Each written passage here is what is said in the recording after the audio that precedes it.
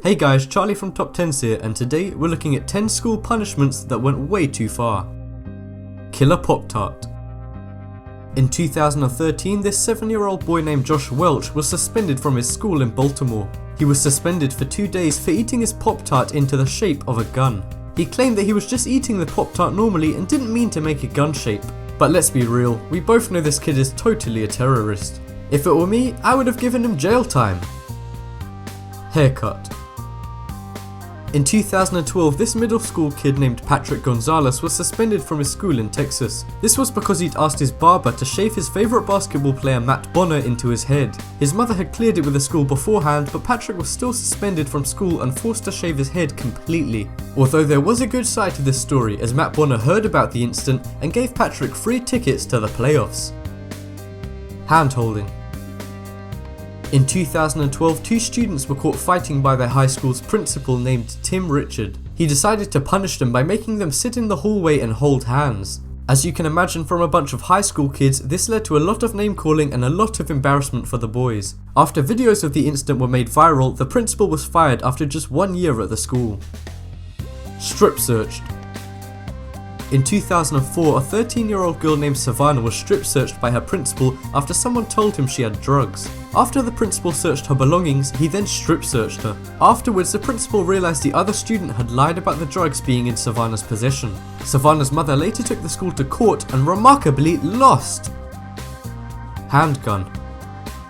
In 2013, this 6-year-old boy named Rodney was suspended because of a handgun. However, when I say handgun, I literally mean he made a gun sign with his hand. Rodney was playing around with his friends and making gun signs with his hands when a teacher caught him and suspended him. I know school shootings are a massive problem in the US, but I think this is taking things a bit too far.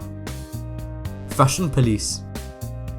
In 2013, cops were called to a school in Mississippi where a 5-year-old had come in with the wrong coloured shoes. The school requires black shoes to be worn, however the student's family couldn't afford black shoes, so they had to buy white shoes and colour them with a black Sharpie. But apparently his mum missed a spot as the kid was taken home by a policeman when his teacher noticed the shoes. Don't they know how overstimulating white shoes can be?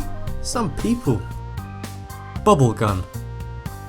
In 2014, a 5-year-old student received a 10-day suspension for issuing a terror threat to another student. What was this threat, you may ask? Well, she said she was going to shoot bubbles at her friend with this Hello Kitty bubble gun. After a legal battle, the suspension was dropped down to 2 days, but I still think that's pretty ridiculous. Skipping school.